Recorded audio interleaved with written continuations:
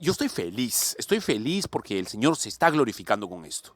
La última encuesta del Instituto de Estudios Peruanos, IEP, demuestra que la tendencia en el Perú de crecimiento de la fe evangélica es enorme, enorme. Es lo que más está creciendo en términos de religión en el Perú, somos los evangélicos. Cierto, hay un predominio católico que ha caracterizado al país, por supuesto, durante siglos, pero en medio de esto, la encuesta del IEP recoge que en noviembre del 2024, es decir, hace bien poquito, ya del 80% de lo que era antes, o el 85% de como era hace algunos pocos años, ya el 63% de la población peruana se identifica como católica.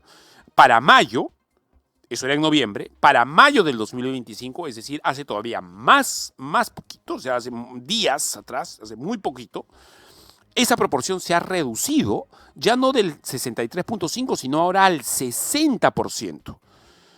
Y incluso en medio de la elección de un nuevo papa en Roma, qué interesante. Y sin embargo, al mismo tiempo, según esta encuesta, los evangélicos somos la única,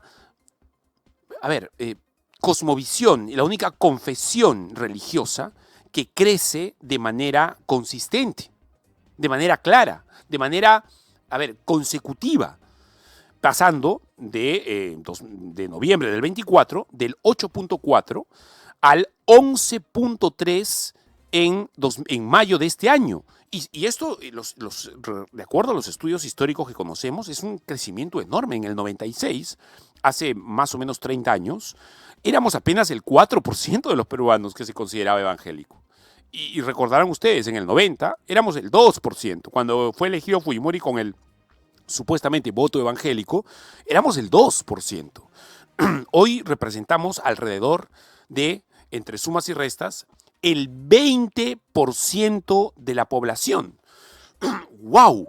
Somos el 20% de la población ya en el Perú. Me imagino que es un porcentaje similar al que somos a la hora de votar, ¿no? Entre votantes, entre electores. Debemos estar rondando ya el 20% también. Incluso la ratio de ateos en el Perú ha bajado. Éramos eran los ateos 14% y ahora son 13%, ha bajado un punto. Qué interesante. ¿Qué significa esto? ¿Qué cosa es lo que significa que ahora los evangélicos, de acuerdo a la encuesta de IEP, que no es evangélica y no tiene nada que ver con un sesgo religioso, mucho menos cristiano, es un instituto de estudios peruanos, es muy incluso académico? ¿Qué tiene que ver a la hora de decir que los evangélicos somos ya el 20% de la población? Bueno, evidentemente lo que yo quisiera que ocurra con el Perú es lo que ha ocurrido con países en el extranjero y en la historia que han recibido enormes bendiciones cuando el pensamiento de la reforma se instaló en el seno de la sociedad. Por ejemplo, yo recuerdo que en Alemania, antes de la reforma de Lutero, la ratio de analfabetismo era similar a la ratio de analfabetismo que tenía el Perú a inicios del siglo XX. Era aproximadamente un 10% de gente solamente estaba alfabetizada en esa época en Alemania. No se sabía leer ni escribir. Bueno, me dirán ustedes por qué. Bueno, algunos dicen por un